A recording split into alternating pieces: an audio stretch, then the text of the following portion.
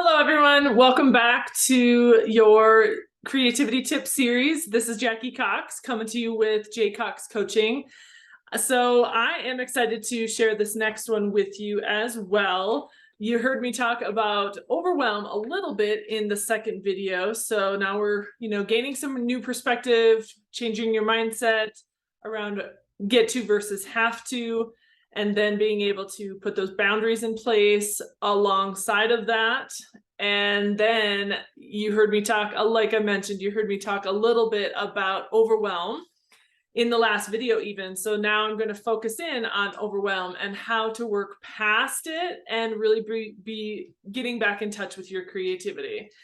So as we talk about overwhelm, all of us go through it as entrepreneurs, as business professionals, as women, as we all go through overwhelm at some point as humans. Ultimately, we all go through it. So, really want to be able to figure out where the overwhelm is coming from.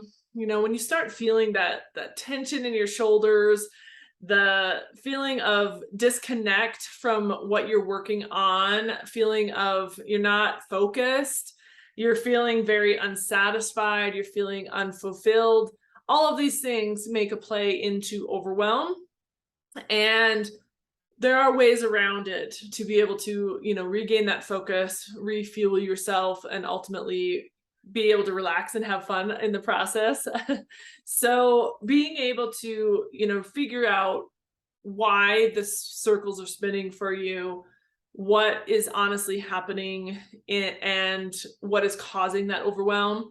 We always have multiple things on our plates. And so if you're feeling that lack of focus, if you're feeling disconnected, or you're feeling a sense of wondering why you're doing this, then let's evaluate and get you back to what your purpose is. Really being able to say, why am I doing this? And figure that out.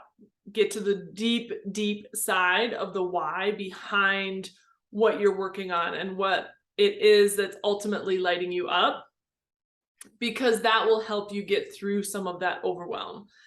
I also encourage everyone, as you can talk about your goals and what you're working on, you do need to take time for you.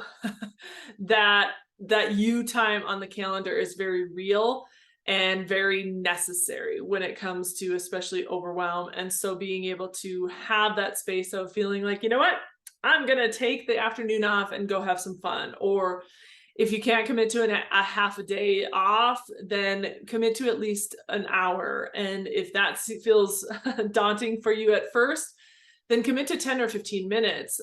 I'm telling you, when you take that time you need for yourself, to give yourself time to take a deep breath, really understand what it is you're honestly working towards, what it is that your purpose is, what is your why that's driving you, or that should be a driving force for you. When you focus in on those things, then the overwhelm can tend to disappear a bit. And you've heard me talk about the A1 priorities, the big rocks on your calendar, making sure you are working on those things that are considered non-negotiables. So the things that are actually going to drive you towards your life and your business goals.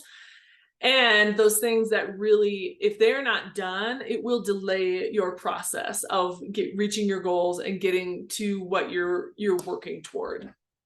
So giving yourself some grace in all of this is very important to work through the overwhelm as well. But your body tells you things very, very, very concretely. When you're feeling that sense of overwhelm, it will tell you, again, that tension starts happening. Sometimes it shows up in different areas of your body, but you can tell.